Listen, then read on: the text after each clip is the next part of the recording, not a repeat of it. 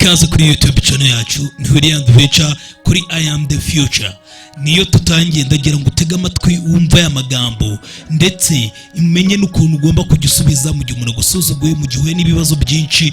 Ture ya magambo y'ubwenge mwajyaga muyanyibutsa ndetse mumbwira ati waraduteranye ntabwo kiduhereza amagambo y'ubwenge. Dore bimwe mu bintu by'ubwenge rero bantu banjye mugomba kumenya kandi ibintu bishobora byahindura ubuzima bwanyu. Byose tugiye kubirebera hamwe, ariko mbere na mbere niba ukigera kuri YouTube channel yacu uhita ukora subscribe kandi ujye umenya ko buri munsi ugomba gushyiraho ukazogera niyo like ukayishyiraho kugira ngo ujye ubona video nk'izi ngizi z'ubwenge. Ndagira ngo dutangire nkubwirira ijambo rya mbere. Tugiye kurebera hamwe bimwe mu bintu by'ubwenge y'amagambo ya motivational video. Ni motivational video ngiye kuhereza hano ndetse n'amagambo y'ubwenge arushaho kugutera imbaraga, kubaka isanamitima. Niyo tugiye kumvira hamwe icyari gutega amatwi witonze. Rekera gushakisha ibyishimo aho wabiburiye. Aho waburi ibyo byishimo rekera kwashakira uwo munezero niba uri umunyabwenge. Ikindi hazaza hawe hazashushanywa n'ibyo ukora uyu munsi. Itondere abo bantu buri munsi badahura n'ibyo bavuga. Ibyo bavuga ntabwo bihura ndetse n'ibyo bakora. Iba bantu ugomba kubitondera mu buzima bwawe. Ugomba kumenya ko iteka mu buzima bwawe nutigira self confidence, nutiyizera ubwawe, umeze nk'inyoni itafite amababa. Uko niko ba muri iyi si. Icyo nicyo kintu cya mbere kindi ugomba kumenya.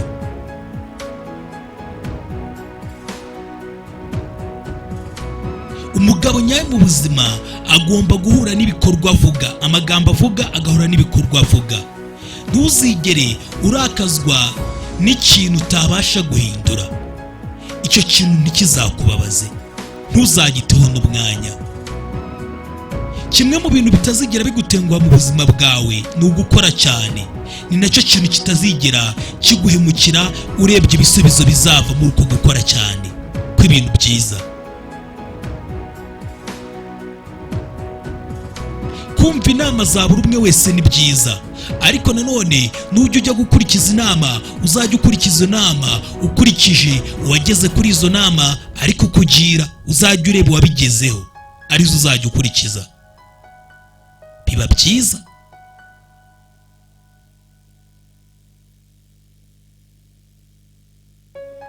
Wowe mbere na mbere ugomba kujya ureba iby'ibigoryi biba biri gukora, maze wamara kumenya iby'ibigoryi biri gukora ugakora ibindi bintu bitandukanye n'ibyo bari gukora.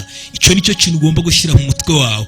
Icyo ba bantu bakora ibintu bidasufututse ugomba kubareba maze wowe ugakora ibitandukanye nabyo. Buriya kugira ngo ukore ibintu byemeza abantu, ibyo byose nibyemeza mu maso y'abantu, ibyo byose biri mu biganza byawe. Niwo ugomba kwihitiramo, ndakora ibyemeza abantu cyangwa ndakora ibikwiriye. Rimwe na rimwe hari igihe ukuri kuba kudashaririye, ahubwo uburyo bwo kuvuga uko kuri ari bwo bushaririye. Jya umenya ubwenge.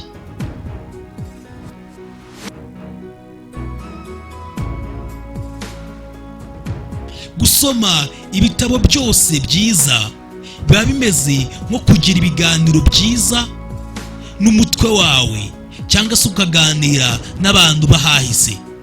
Biba byiza usangira ibitekerezo n'ababanjeho. Ntuzigere ubwawe wibabaza kugira ngo unezeze undi muntu. Buriya ntabwo wabasha kubamenya agaciro k'ikindi kintu kugeza umunsi ukibuze. Kabone n'ubwo yaba ari umuntu, uzamenya agaciro ke mu gihe atazaba akiri mu buzima bwawe. Kugira ibintu byinshi witega mu muntu nibyo bintu bizangiza ubuzima bwawe mu buryo bukomeye cyane. Uzajya wikunda, kubera ko ni nawe muntu wenyine uzabasha kuba buri munsi uri kumwe nawe wenyine mu gihe n'abandi bantu bagutereranye. Gusa ibyo ntibisobanuye kugira ngo ube umuhemu, n'abandi ugomba kubakunda.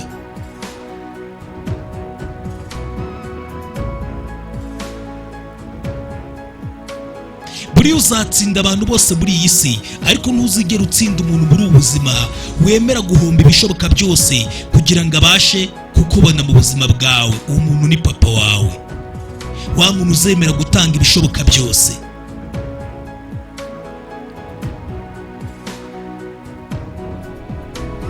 ntuzigere uba igitabo gifunguye ku bantu, ntuzigere ubwira abantu amabanga yawe yose, ntuzigere ufungura amabanga yawe ku bandi bantu, kubera ko abantu bagabanya icyubahiro baguhaga bagatangira kugusuzugura iyo bakumenye mu buryo bwimbitse.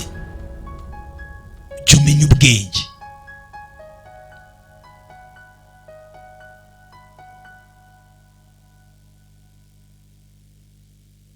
akazi keza uzakora mu buzima bwawe ni bya bindi uzakora mu myaka yawe mito, kugira ngo ari nabyo bizaba byiza mu myaka yawe izaba iri imbere, mu gihe uzaba uri kugana ku igeno ryawe. aho kugira ngo uzafate amafaranga yawe yapfushe ubusa mu bintu bidafite agaciro, ahubwo ufata amafaranga yawe uyashyire mu bintu bizagusigira ubumenyi. niba ushaka kwiga, buri kosa ryose ugomba kujya uhura naryo mu buzima rigomba kukubera isomo. inshuti yawe izigaragaza mu gihe uzaba uri hasi cyane. ibyo ni ibintu abantu benshi mukunda kumenya. uburyo bwiza bwo kugira ngo ubwawe wangize kwiyizera kwawe ni ugukomeza buri munsi wangiza amasezerano nawe ubwawe wisezeranije. umunsi ukomeza kuyangiza uba uri kwiyangiza ubwawe wimaramo icyizere. ntukihutire kwizera ibyo abantu bakubwiye n'ibyo uri kumva, kubera ko ibihuha, ibinyoma birihuta kuruta ukuri. ibyo ni byo bintu ugomba kumenya, ntukihute kwizera. ni ukuri kuko amafaranga nicyo kintu cy'ibanze cy'ingenzi mu buzima bwacu, ariko amafaranga nayo uzasanga yangiza ibintu byose by'ingenzi mu buzima bwacu. ako kantu ujye ukamenya kandi ujye umenya ubwenge. buriya ubumenyi cyangwa se guca mu bintu dukunda gucamo bya buri munsi, iriya experience nibasha kutwigisha ubumenyi budasanzwe bw'ubuzima bwacu twebwe tutigeze tubasha gutekereza ko tuzagira.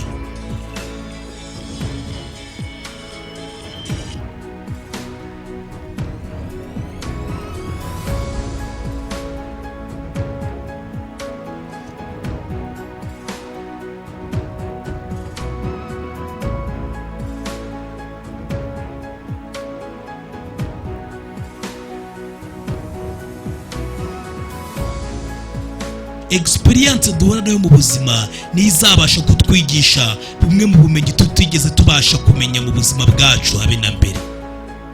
buriya ni umwarimu mwiza experience ibyo ducamo mu buzima.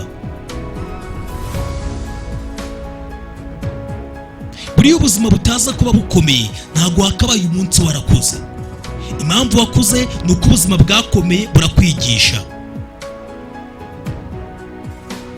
amahoro yawe azatangirira igihe ubwawe uzaba urekeye kwitegura ibintu byinshi bizatangira kuza mu buzima bwawe, ahubwo ugatangira kubikorera. ubumenyi buzaguha imbaraga, ariko imyitwarire yawe izaguha icyubahiro. ibyo ni ibintu uzamenya. uzirinde abantu bakoresha umubabaro wabo nk'impamvu yo kugira ngo bakubabaze. abo bantu ni nabo buzuye kuri iyi si, uzabirinda abo bantu. ibintu byose bizaza mu buzima bwawe bizaza mu gihe gikwiriye. cyo rero ihangane, ntabwo ibintu byose biza bihubukiyeho, bigira igihe. itandukaniro riri hagati y'abakire n'abakene ni uko bakoresha igihe cyabo.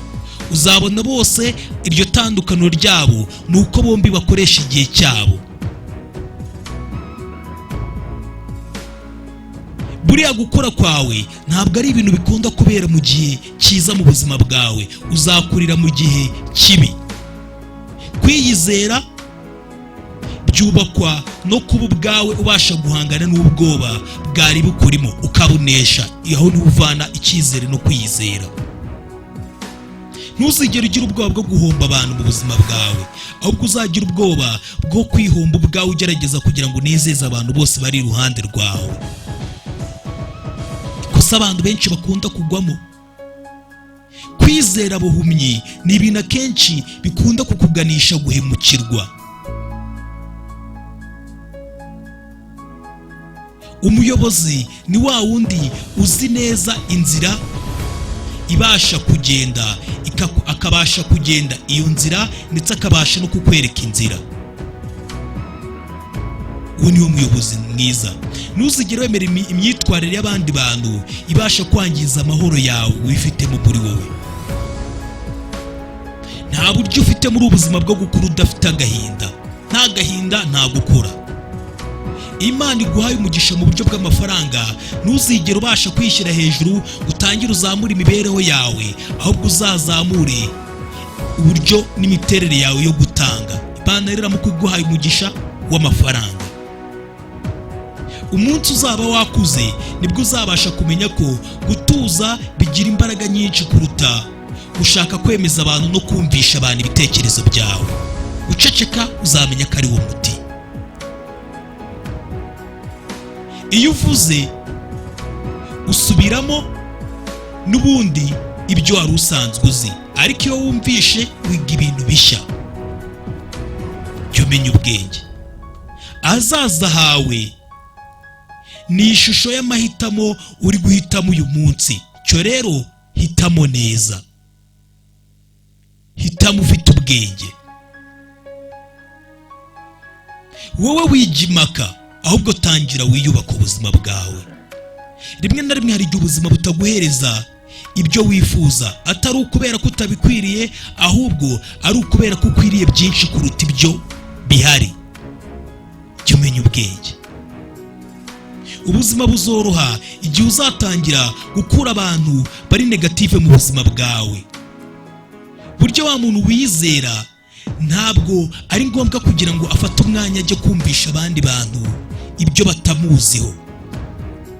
Ntuzigere wangiza amagambo yawe ku bantu bakwiriye guceceka kwawe. Rimwe na rimwe kimwe mu kintu cy'imbaraga mu buzima bwawe uzabasha kuvuga ni igihe wacecetse. Nabyo bitanga message. Ntuzemere umuntu mu buzima bwawe kugira ngo agufate nabi kubera ko umukunda. Bakobwa murabumva, bakobwa murumva. Ntuzisebye cyangwa se ngo wisebye kubera ko ushaka gushimisha umuntu. Oya, ntuzigere nanone wumva usebejwe nuko wabashiye gutsindwa, kubera ko muri uko gutsindwa niwe uzatangira kwiga wongera utangire bundi bushya. Gutsindwa buri muntu wese abigerwaho. Buri muntu wese uzateye imbere agera igihe akumva aratsinzwe. Niba ushaka amahoro, mbere na mbere shikama. Niba uri gushaka ubwenge, ceceka, ushake mu mutuzo. Niba uri gushaka urukundo, wowe uwuriwe bari ugomeza kuba uriwe. Niba ushaka urukundo,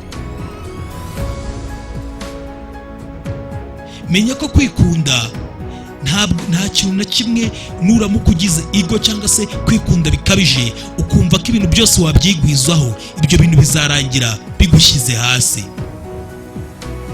Buriya umuntu wese uhangana no kugira ngo atere imbere ntabwo ameze nka wa muntu utajya ugerageza n'ikintu na kimwe kugira ngo atere imbere. Ntugire ubwoba gutangire guhangayikira ibyo abantu bavuga inyuma yawe mu gihe udahari, ndetse n'aya magambo abantu bakuvugaho, kubera ko Imana ni ukubera ko izaguhereza umugisha imbere y'abo bantu bari kukuvuga. Ntuhangayikire abo bantu bari kukuvuga ayo magambo bari inyuma. Imana izaguhereza umugisha imbere yabo babibona. Nta muntu n'umwe uzi amarira yawe, agahinda kawe, umubabaro wawe, ariko bose bazi amakosa yawe. Icyo nicyo ugomba kumenya muri ubu buzima. Biroroshye gucira umuntu urubanza ukurikije ugendeye ku makosa y'abandi, ariko biragoye kugira ngo ubanze wige nawe umenye ku makosa yawe, urebe umugogo uri mu jisho ryawe. Ntuzigere ugura ibintu bihenze kugeza igihe uzabasha kubigura mu buryo bukoroheye. Imbaraga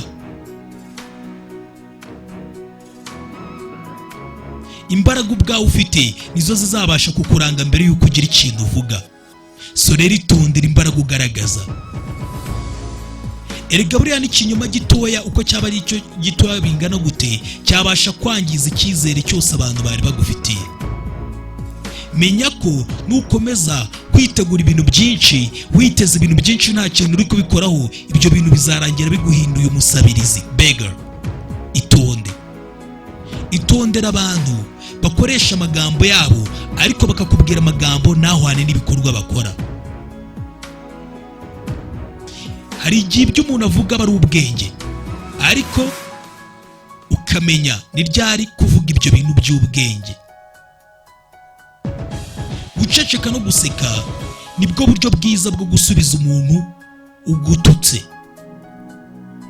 Jya umenya ubwenge, ujye ukora cyane kuruta uko ubivuga.